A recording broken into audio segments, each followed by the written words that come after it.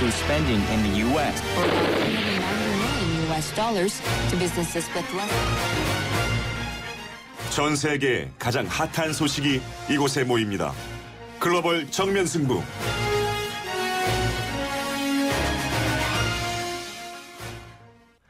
자, 글로벌 정면 승부 이어갑니다. 최근 그리스 사태가 이어지면서 그리스인들이 호주로 떠나고 있다. 이런 보도가 있었는데요. 과연 정말일까요? 오늘 글로벌 정면 승부는요. 호주로 가봅니다. 호주 멜버른의 윤영철 리포터 전화 연결돼 있는데요. 윤 리포터님. 네, 안녕하세요. 네. 이 그리스인들이 호주로 이주하기 시작한 이 역사가 좀 되더라고요. 2차 세계대전 이전부터 이주했다면서요. 네, 그렇습니다. 가장 먼저 호주로 온 그리스인은요, 한 7명의 제수였다고 합니다. 네. 그 이후 이제 호주의 골드러시 때 소수의 그리스인들이 이제 금을 찾아 이 빅토리아로 왔고요. 많은 그리스인들이 호주로 온 시기는 1차 세계대전 전후라고 합니다. 네. 그 이유는 이제 호주에서 공장이나 이제 농장에서 사람들이 필요했고, 그런 이유로 이제 받아들인 사람들이 그리스와 이탈리아 사람들인 거죠. 그분 사람들은 대부분 가난한 사람들이었고요.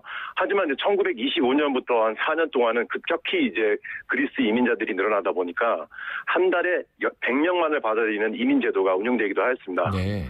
그 이후에 이제 2차 세계대전이 이제 이후부터 해서 그리스 내전 시기까지 한 16만 명 정도의 그리스 사람들이 호주로 왔고요. 대부분이 이제 멜번으로 정착하게 돼 있습니다. 아, 그렇군요. 역사가 꽤 됐네요. 금을 찾으러 가기도 했고, 처음엔 죄수였고, 그 다음에 이제 먹거리, 네, 그렇죠. 일자리를 찾아 움직였는데, 자, 이 멜버른이요. 그리스 밖에 있는 도시들 가운데 그리스 출신 거주민이 가장 많이 사는 곳이다. 이런 이야기가 있던데, 정말로 네. 멜버른에서는 그리스인들을 좀 많이 볼 수 있습니까? 네, 그렇습니다. 멜버른은 세계에서 조금 전에 말씀하신 것처럼 그리스 이민자들이 가장 많이 사는 도시인데요. 네. 몇 년 전 통계에 따르면 멜버른에 대략 한 40만 명 정도가 이 그리스 이민자들이 살고 있다고 합니다. 네. 현재 멜버른의 한국인 교민 수가 3만 명이 좀 안 되는 숫자가 10배가 되거든요. 넘네요. 예, 그걸 비교하면 진짜 많은 숫자의 그리스 사람들이 살고 있는 거죠. 네. 그렇다 보니까 뭐 모든 분야에서 그리스계 호주인을 만나는 건 어려운 일이 아니죠, 지금. 그러면은요, 이 네. 지금 벌어지고 있는 그리스 사태에 대해서 호주에서 네. 생활하고 있는 그리스 출신 거주민들은 어떤 이야기를 나누는지 좀 들어보신 적이 있으시겠네요.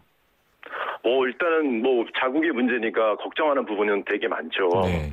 근데 이 그리스 사람들의 이민을 살펴보면요. 1971년을 기점으로 호주에 살던 그리스인들의 수가 줄기 시작합니다. 네. 그래서 2011년도에 조사된 인구 조사에 따르면 대략 50만 명 정도가 호주에 살고 있고요. 네. 그 이유로는 이제 경제적으로 좀 성공한 그리스인들이 대부분 고향으로 돌아가는 현상 때문인데요. 네. 하지만 최근 들어서 이제 그리스 경제 위기로 인해서 다시 호주로 많은 사람들이 돌아오고 있거든요.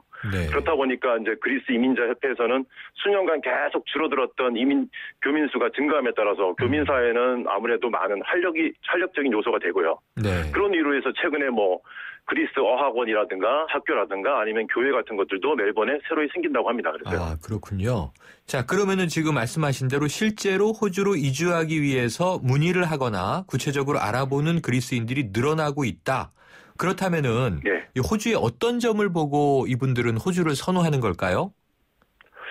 일단 뭐 많은 분들이 뭐 문의하는 방법은 일단 뭐 제가 먼저 말씀을 드리면요. 네. 이제 뭐 이 예전에 비해서 지금에 오시는 분들이 그 초기에 오시는 분들이 어떤 특정한 기술이 없는 분이라면 지금 분들은 전문 직종에 계신 분들이 많거든요. 네. 그렇다 보니까 먼저 한국의 전문학교 같은 직업학교에다가 직업과 취업에 관한 문의도 많다고 하고요. 네. 또 이제 이민자 협회를 통해서 이제 이민에 관한 문의도 많이 하신대요.